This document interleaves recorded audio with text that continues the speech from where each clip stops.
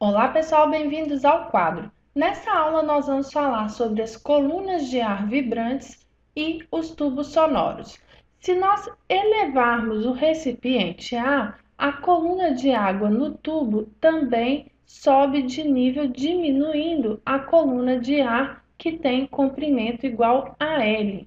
Para determinado valor de L, nós ouvimos o aumento da intensidade do som do diapasão. Neste momento em que a intensidade do som do diapasão aumenta, nós podemos dizer que o ar no interior do tubo entrou em ressonância com o diapasão. No interior do tubo, as ondas sonoras vindas do diapasão vão se propagar em direção à coluna de água. Quando tocarem a coluna de água, elas serão refletidas, retornando em direção ao diapasão. Vocês podem observar que no interior do tubo haverá, portanto, interferência de ondas, e é essa interferência que irá originar no interior deste tubo ondas estacionárias. Nós vamos considerar nessa representação somente a parte do tubo que está tomada por ar. Eu representei no interior deste tubo 3 modos de vibração das ondas estacionárias. Observem que para todos eles, na superfície em que nós temos o contato entre o ar e a água, há a formação de um nó, e na extremidade aberta do tubo nós temos a formação de ventres. Isso acontece porque o movimento das moléculas de ar que estão em contato com a coluna de água é mais limitado que o movimento das moléculas de ar que estão na extremidade do tubo.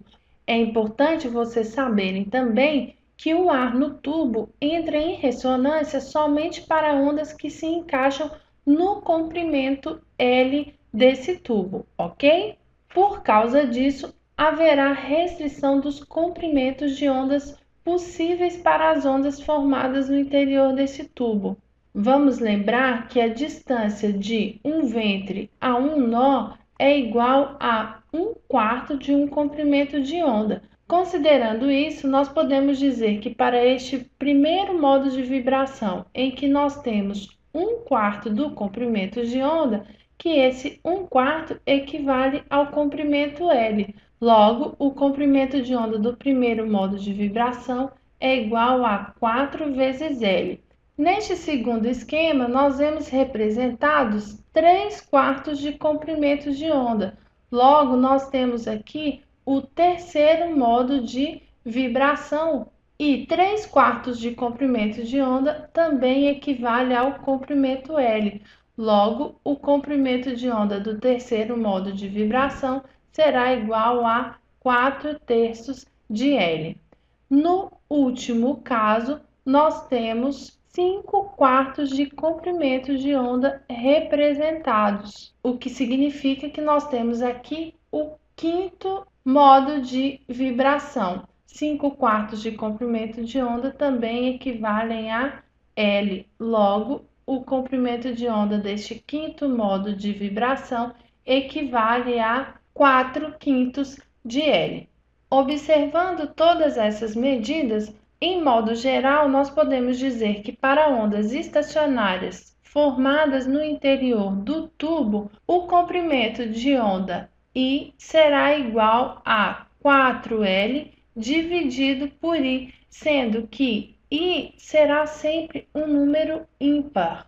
Associado ao comprimento de onda do primeiro modo de vibração, nós temos a frequência fundamental, chamada de F1, que pode ser determinada pela razão entre a velocidade de propagação da onda e o comprimento desta onda.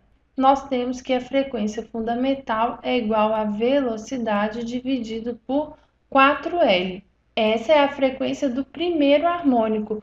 Para os demais harmônicos, nós podemos chamar a frequência de F1, e F1 também será dada pela razão entre a velocidade de propagação da onda e o comprimento de onda dessa onda.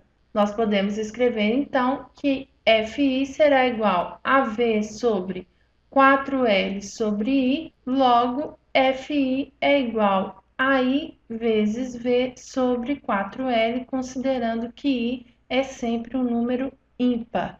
A frequência também pode ser dada em função da frequência fundamental, sendo que nós teremos, então, F3 igual a 3F1, F5 igual a 5F1 e assim por diante. O que nós concluímos, então, é que para tubos que possuem uma extremidade fechada e uma extremidade aberta, há somente harmônicos ímpares. Para concluir essa aula, vamos resolver uma questão da FEI que nos diz o seguinte: a figura representa uma onda estacionária que se forma em um tubo sonoro fechado. A velocidade do som no ar é de 340 metros por segundo. Calcule a frequência do som emitido pelo tubo. Como nós temos aqui 3/4 de comprimento de onda, nós podemos dizer que esses 3/4 equivalem a 1,2 metros, que é o comprimento do tubo. Logo, o comprimento de onda será igual a 1,2 vezes 4 dividido por 3, o que nos dá o valor de 1,6 metros. Conhecendo o comprimento de onda, nós podemos determinar então a frequência, que será igual a 340 metros por segundo, que é a velocidade de propagação do som, dividido por 1,6 metros, que é o comprimento de onda dessa onda. Logo, a frequência será igual a 212,5 Hz, que é 340 dividido por 1,6. Bom, pessoal, espero que vocês tenham compreendido. Na próxima aula, nós veremos como calcular o comprimento e a frequência de ondas estacionárias no interior de tubos abertos. Não percam!